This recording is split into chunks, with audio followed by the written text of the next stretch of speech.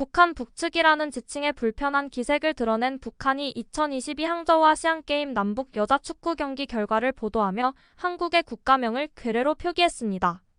북한 조선중앙TV는 2일 뉴스에서 지난달 30일 치러진 항저우 아시안게임 한국 북한 여자축구 8강전 경기 결과를 전하면서 이같이 표기했는데요. 조선중앙TV 아나운서는 여자축구 우리나라 팀과 괴뢰팀 사이의 준중결승 경기가 9월 30일에 진행됐다고 했고 화면에도 한국의 국가명 대신 괴뢰라는 글자가 표기됐습니다. 콜린 벨 감독이 이끄는 한국 여자축구 대표팀은 30일 중국 저장성 원저우 스포츠센터 스타디움에서 열린 8강전에서 북한팀에게 1대4로 패배했는데요. 전반 10여 분 만에 지소연의 코너킥이 리혜경의 몸에 맞고 북한의 골망을 갈랐지만 전반 20분 리학이 프리킥 찬스를 성공시키며 득점을 하며 결국 이후 한국은 전반 41분 손아연이 퇴장하면서 수적 열세를 극복하지 못하고 후반에만 3골을 내주게 되었습니다. 북한은 그동안 한국에 대해 일반적으로 남조선이라는 명칭을 썼으며 한국을 괴뢰라고 명명한 것은 이례적인 일인데요. 북한은 이번 항저우 아시안게임 중 한국의 북측, 북한 표현에 대해 반발한 바 있는데 이런 가운데 괴뢰라는 명칭이 등장한 것입니다.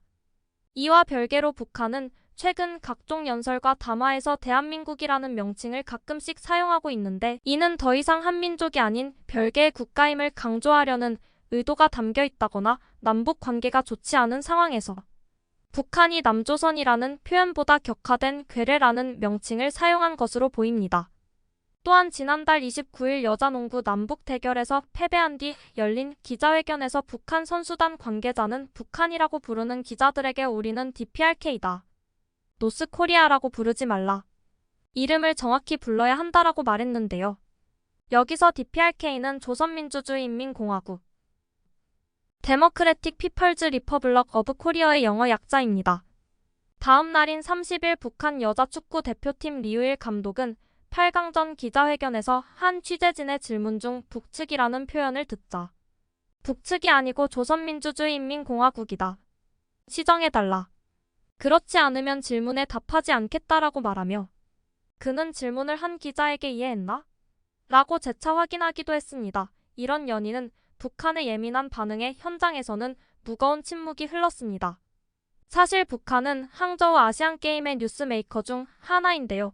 코로나19 대유행과 도쿄올림픽 무단 불참 등에 따른 자격정지 징계 등으로 북한 스포츠는 한동안 국제 스포츠 무대에서 볼 수 없게 되었고 2018년 아시안게임 이후 5년여 만에 모습을 드러낸 북한 선수단의 일거수일투족이 더욱 주목받는 이유가 되고 있습니다. 그러나 북한 선수단은 아시안게임 일정이 절반을 넘은 시점까지도 쉽게 마음을 열지 않고 있는데요. 특히 한국 취재진 앞에서는 더욱 그렇습니다. 냉랭한 시선과 외면은 물론 단어 사용에 극도로 예민한 반응까지 보였습니다. 한 가지 예로 추석 연휴 기간 여자농구와 여자축구에서 남북전이 열렸었는데요. 그러나 이날 경기 결과와 내용보다 더 주목받았던 북한의 태도였습니다. 북한 북측 등 나라 호칭을 두고 갑자기 북한 선수단에서 냉랭한 분위기를 만들었습니다. 올림픽, 아시안게임 등 스포츠 국제대회에서 정식 국호를 부르는 게 원칙이기는 하지만 최근 경색된 남북 관계에서 국제 스포츠대회 도중 국호에 대해 연이어 직접 민감하게 반응하는 것은 이례적인데요. 북한은 최근 들어 김정은 국무위원장까지 남조선 대신 대한민국이라 부르며 대적 기조를 강화하는 분위기입니다. 항저우 아시안게임에서 한국 선수를 만나면 차가운 태도를 보이는 북한 선수단의 분위기도 이와 무관치 않아 보이고 선수나 코칭 스태프도 각 종목 경기장이나 선수촌에서 북한 선수들과 만나면 가벼운 안부 인사를 나누는 것조차 쉽지 않다는 후문입니다.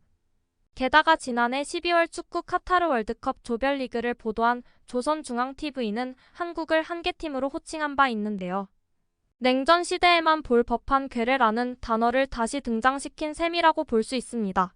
이렇게 북한의 적반하장격 태도에 눈살만 찌푸려졌다는 반응이 대다수입니다. 구독과 좋아요 한 번씩 부탁드립니다. 다음 영상을 만드는데 큰 힘이 됩니다. 재미있는 소식이 있으면 다시 돌아오겠습니다. 좋은 하루 보내세요.